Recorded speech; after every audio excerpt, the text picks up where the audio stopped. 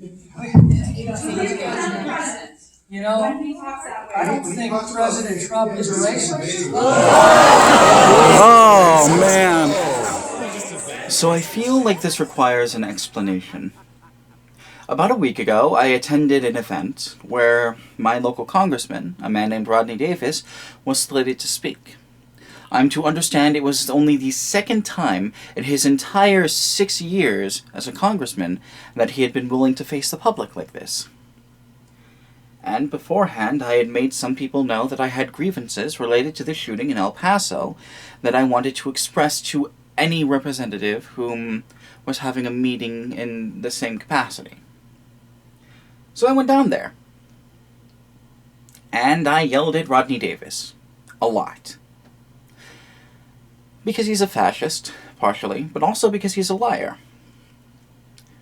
If I wasn't convinced before that he was a fascist, I am now that I've attended the event. And these are some clips of me yelling at Rodney Davis. And moreover, Rodney Davis just making an ass out of himself in general. Enjoy! With a special message at the end. Since the last open government night you hosted, we've seen the mass shootings in El Paso and Dayton. Rebecca Ray asks this question: have you decided to change your stance on background checks in the wake of El Paso and Dayton and the overwhelming public support for background checks? It's amazing to me that we have so many people in this country so politically intoxicated that they want to actually put a litmus test on gun violence, a political litmus test. I voted against a background check bill that was put in place by Speaker Pelosi for a vote on the floor in February. And if that bill was passed and signed into law by the president, it would have done absolutely nothing to stop these tragic shootings in Dayton and El Paso and Gilroy. What we ought to do, it would have done nothing. They would have passed the background checks. Prove it. Yeah. It's called facts. I'm sorry if you disagree with facts. What we ought to do. So you dodged a bullet, that makes you an expert. You know what's amazing to me is you have somebody so politically intoxicated that would say, so you dodged a bullet. I didn't know there was a political litmus test for people who are gun violence victims. I voted against a background check bill. Would you have the audacity to say that to a survivor of El Paso? I voted against a background check bill for Las Vegas or anyone else. But you do hear anybody who survived a mass shooting as a gun violence victim. Because you're a Republican member of Congress doesn't make you a witness and everyone else is a victim, unless you're intoxicated by politics. I think, Congressman, to be clear, the question was, has anything in your stance changed since El Paso and Dayton? No. I've actually led on the issues of fixing our broken background system with the Fix NICS bill that we passed. I voted against a background check bill. If we don't have laws in place that can allow law enforcement to actually remove, after due process is given, to protect the constitutional right to bear arms of every single American, if we don't have a process, then we are missing the boat to be able to have that due process. As a matter of fact, that's why I co-sponsored this bill months ago. It's been over 130 days since my colleague John Katko introduced that legislation, and Speaker Pelosi has yet to put it on the floor. I voted against a background check bill that was put in place by Speaker Pelosi. Congressman Davis, the question is from Andy McClure in Champaign on the topic of health care. Can you please help me reconcile the claim that you favor pre-existing condition coverage with your action of voting to repeal the ACA, the Affordable Care Act? We actually had a replacement plan. That was the bill that I supported. Matter of fact, the Congressional Budget Office scored that bill. If you didn't have a plan, they wouldn't be able to score the bill. So actually said that premiums will be lowered for many Americans, millions of Americans. So after years of Republicans complaining that co-pays and deductibles are too high in Obamacare and not enough people can afford insurance, this plan, the Republican plan, it lets insurers offer coverage with higher copays, higher deductibles, makes it harder for people to have it to actually use it. And then not only do they make that insurance harder to use, they make it harder to afford in the first place, particularly for the poor. Under Obamacare, the government gives subsidies to poor people to help pay their premiums. The Republican plan, it replaces these subsidies with tax breaks based on age, not income. And without the income-based subsidies, a lot of people aren't going to be able to afford insurance. The credit rating agency Standard & Poor projects between 6 and 10 million people will lose their insurance under this bill. A lot more would suddenly find the coverage they can afford has huge deductibles and doesn't actually cover that much that can go wrong. We have 29 million Americans still that don't have health care coverage. We have 31 million Americans that have coverage that they can't afford to use. The bill that I supported has specific language that would make sure that pre-existing condition coverage was protected. It's a lie. Protected. It's a lie. It is not a lie. It's in there. I can't write the language more clear. If you want to have pre-existing condition coverage, Speaker Pelosi, who asked people to vote for Democrats to put her in the speaker's chair, can put a bill on the floor called that would immediately protect pre-existing conditions, sponsored by my good friend Dave Joyce and me. Sir, That could deal with healthcare. The court cases that could deal with healthcare. It could all be precluded if Speaker Pelosi would put the Joyce bill on the floor. Sure, the comps are But going to she phone hasn't you. done it. And if you voted for a Democrat to vote for Speaker Pelosi to run the House of Representatives, you should be ashamed that she has not put a vote on the floor. She has not put a single health care vote on the floor. You know, Mr. Davis, I remember the news coverage of that bill that you're talking about. It wasn't a bill, it was a bunch of scribbles on a piece of paper. Please, we are trying to get as many questions as we can in. That's disrespectful. Mr. Beatty, Yes. on the student loan crisis that exists today, the average debt that one takes out is about $30,000. Graduate student debt's about $65,000. I've introduced a bill, bipartisan bill, it's called the Employer Participation Student Loan Assistance Act. It would treat debt just like tuition reimbursement is treated by the tax code. This would allow for up to $5,250 to have your employer be able to pay that as a benefit and incentivize you to go to work for certain employers that may offer this benefit. Just like with tuition reimbursement, Yeah. it's tax-free for the first $5,250. Yeah, I'm gonna have to explain this. The employee. Yeah. So this might sound perfectly reasonable on its face. You know, you let your employer take care of your college tuition costs the same way that you'd let an employer take care of your healthcare costs. But not only is this a bad idea, but it actually refocuses the problem onto the people who are the victim of the problem. So it's a bad idea for two reasons I can think of off the top of my head. First, discrimination. We know, like with healthcare, there are already people being discriminated against due to specific healthcare needs that they have. Trans people are especially prone to this. I'm also to understand that there is a great concern with expectant mothers and new mothers being discriminated against when it comes to employment. And it's contributing to the quote-unquote problem of the birth rate dropping significantly. You're not going to be able to convince me that employers will not discriminate against people with large amounts of college loan debt that they haven't paid off. You're not going to convince me. Now, the second problem is, of course, that it puts a disproportionate amount of power in the hands of the employers. If you're having the employers, even if they're getting a credit out of it, if you're having the employers basically pay your college tuition out of the kindness of their hearts, then that creates an even greater imbalance of power than there is already between employers and employees. Employees have almost no power in this country. And I can't stress this enough. You don't want even more power to go to the employers. That would just be fucking terrible, especially if we're talking about education. Lastly, this entirely reframes the problem in a way that's very bad for anyone who has student loan debt.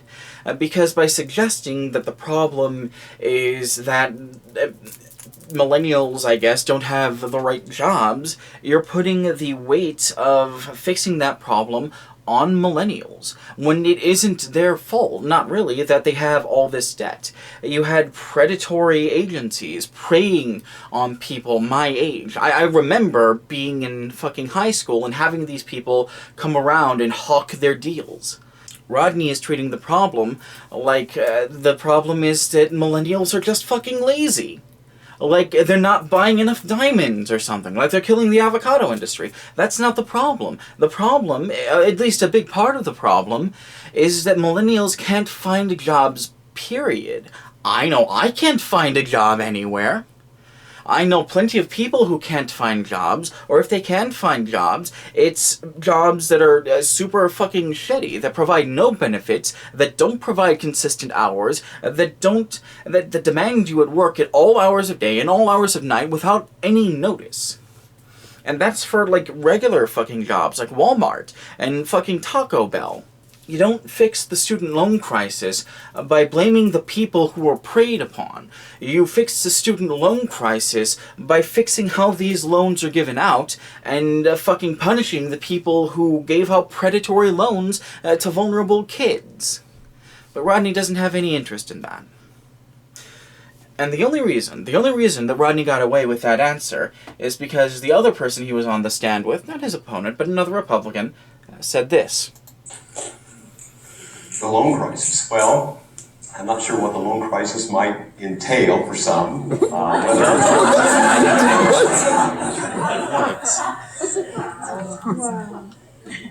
inability to get a loan, whether the loans are too much, I'm not sure. I mean, I don't know if you can be more specific of what the crisis is. I'm not aware of a crisis. I'm sorry.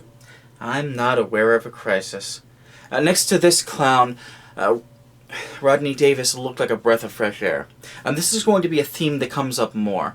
It was pointed out to me after the interview.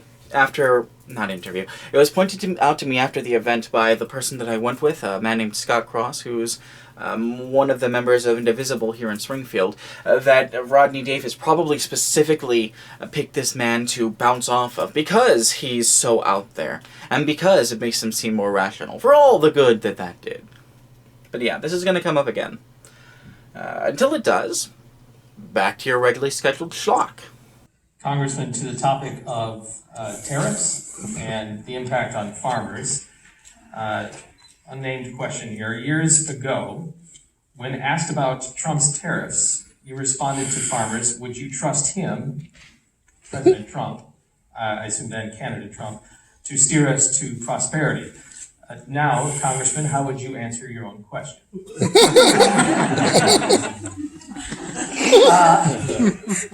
We are in some of the most prosperous economic times that we've had in our nation's history. As a matter of fact, we have over 500,000 manufacturing jobs open in this country right now.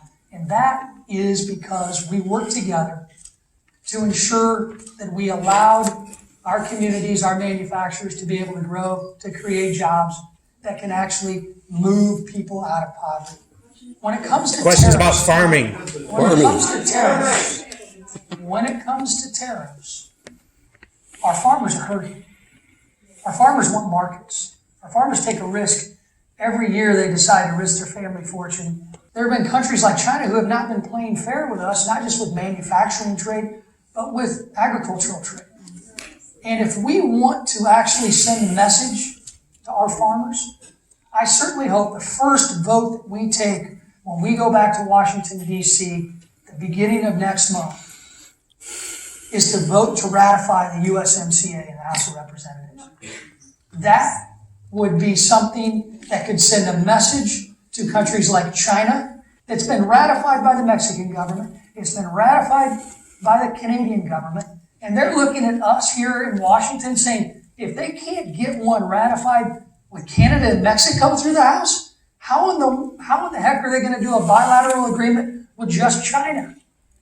So, Speaker Pelosi, please put the USMCA on the floor. Please help our farmers. That's the best thing that you can do right now.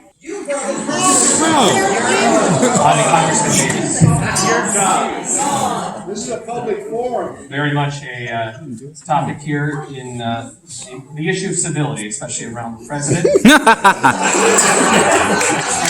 This question comes from Christy Grassman in Champaign, and I'll tag on a similar theme, a question from David Thiel also. Christy says, as a registered Republican, I find it impossible to see policy past our president's persona. A lot of P's there. Can leading congressional members, such as yourself, do more to condemn Trump's abhorrent comments? And Yeah!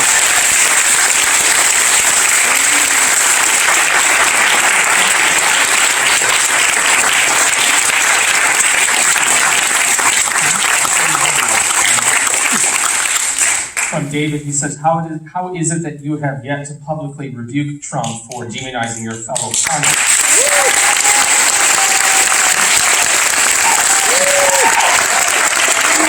Tell us what you have to say about Trump. I think they used your time to answer the question. I don't think we're going to get a good delegate slate for the Trump campaign out of this room tonight. Look, Bad joke. you can say whatever you want about my condemnation of uncivil behavior, but it's been with everyone. It's been bipartisan across the board. Oh my God.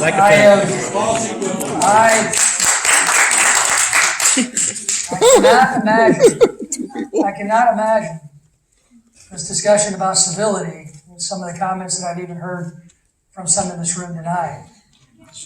It's a frustrating time. We're asking about Trump. Yeah, we're It's a asking about you. frustrating time to have a president who was duly elected by the American people. He lost the popular vote by just under 3 million I votes. don't think the president was duly elected, but I believe in elections. I believe that elections matter. I believe that elections have consequences. And President Trump was duly elected and sworn in as our president. I enjoy working with President Trump and his administration. He enjoys it. Put positive solutions forward. The president, I wish, would tweet less and govern more. But I wish everybody in government and politics would tweet less and govern more. I've said numerous times, I certainly wish that he would not single out some of my colleagues. They're duly elected by their constituents, just like I was, just like Representative Halbrook is. These are civility, the questions on civility. When have you said that? Can you show us when you said that? I bet they can in the back, because they're the ones that ask me. So, in the end, we can have a government in Washington that decides to have members of Congress of both sides respond to social media, or we can sit down and work in a bipartisan way and come up with America's solutions. That's why I'm proud to be the 50th most bipartisan member of Congress, 435. Conversely, our Senate colleagues in Illinois are 78 and 89 respectively. So, you want solutions? I offer solutions. We can have discussions about what's on social media, but in the end, none of us are going to stop the president from tweeting, but none of us are going to stop Bernie Sanders from tweeting out that Republican policies kill people. They literally do. They do. That is exactly the rhetoric problem from people who are too politically intoxicated. It's a literal fact. Yeah, it's democracy. You don't like that, huh? The next question, I'll start with you, Representative Paul.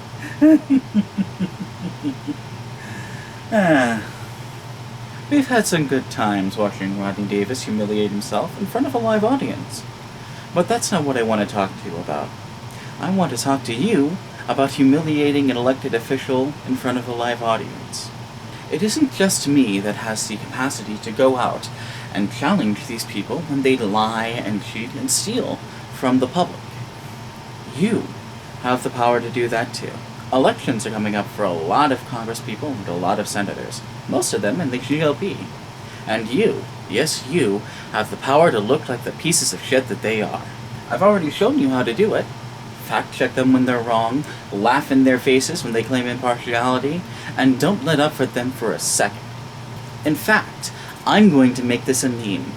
I'm going to call this the Citizens Uprising Challenge. You want to participate? Here's how you do it. First, find an event where a local representative of yours is slated to speak. A congressperson, a senator, a mayor, a governor, something along those lines. Second, go there and record yourself humiliating that person. Third, upload that footage to YouTube with the following description. A description of event, evening with your representative. Description of your representative. The example I've chosen to use is a thoroughly unpleasant evening with Rodney Davis, Fascist. Some other potential names could be a horrifying evening with Steve King, Racist. An uncomfortable evening with Nancy Pelosi, Coward. A very, very smelly evening with Mitch McConnell, who would not stop pooping the entire time he was there. When I was canvassing for votes here in Illinois, people told me they were going to express their dissatisfaction with their elected officials in the ballot box.